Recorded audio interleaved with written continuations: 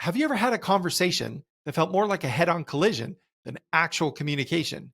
If so, you'll benefit from listening to my AAA memory cue that will help get things fixed up and have you back on the road moving forward with your spouse, family, or whoever you're wanting to communicate with. Let me start by sharing an example of something that happened between my wife and I recently. I had multiple coaching appointments during the day, and between two of my calls, I received a phone call from my wife. She had just finished an appointment of her own and had an errand to run, but was calling to see if she needed to be home to take care of the kids before my next call began. I was in an in-between state, both processing my call that I had just finished and trying to mentally prepare for my call coming up.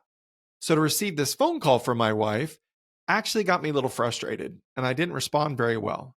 I think I responded in a super awesome way, saying something like, seriously, why are you calling me to ask me that? I have a super short window before my next call that I want to get ready for. As soon as it was out of my mouth, I knew it was not a good question and that I was not in a good frame of mind when I asked it.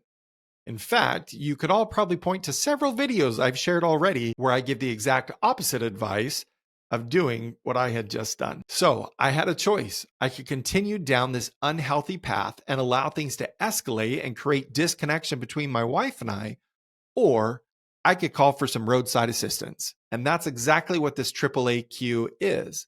The first A is to acknowledge. If you ask a question, make a statement, or are engaging in a conversation that's not going in the direction you would like it to go, whether something that the other person is saying, or more in particular, something you have said or a way that you have acted, the first A is to acknowledge. Acknowledge that this is not going in the correct direction and that you want something different. After you are able to acknowledge that the conversation is going in the wrong direction, apologize for it. Everything may not be your fault. It wasn't my fault that my wife chose to call me in a small break between two coaching appointments, but it was absolutely my fault in how I chose to respond. So by apologizing for my mistake in that engagement, it allows the stage to be reset, for the board to be wiped clear. The third part is to adjust. I'm going to adjust my behavior. I'm going to adjust my intention. So that's your AAA, but there's also a bonus that goes with it and can make all the difference. So again, AAA, acknowledge, apologize, adjust. This can be done in a horrible way. What if I were to say, okay, look, I clearly did something dumb and I'm so sorry that I said it like that. So how about I try again? Oh, I'm sorry. Do you want to go run an errand? Sure, go for it. That sounds great. We all know that that's going to go horribly. And frankly, I don't know if any of you will even like watching it in this YouTube video or listening to it on the podcast, but it's done. So we'll keep moving forward. Now, the fourth key element that's going to make all the difference in this acknowledge, apologize, and adjust is your attitude. What is your attitude like when you're acknowledging what's going on? Are you looking to make actual correction? Are you seeking to blame it on the other participant in the conversation? Or are you able to recognize and genuinely care about the mistakes that you've made? So make sure that you have the appropriate attitude as you acknowledge.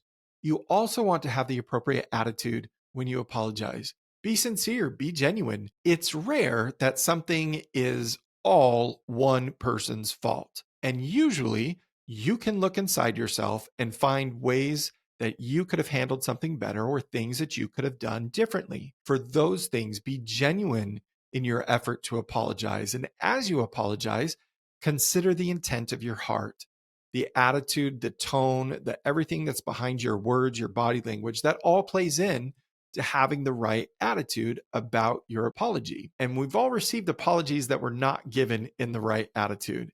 And those can actually do more harm than good because it makes the apology seem insincere and less trustworthy the next time it might come up. Now, with the third stage, to adjust, your attitude and your adjustment makes all the difference. Are you adjusting just to appease the individual and get the conversation over with? Or is your adjustment about making genuine improvement to reestablish connection and to communicate well with the individual with whom you're speaking?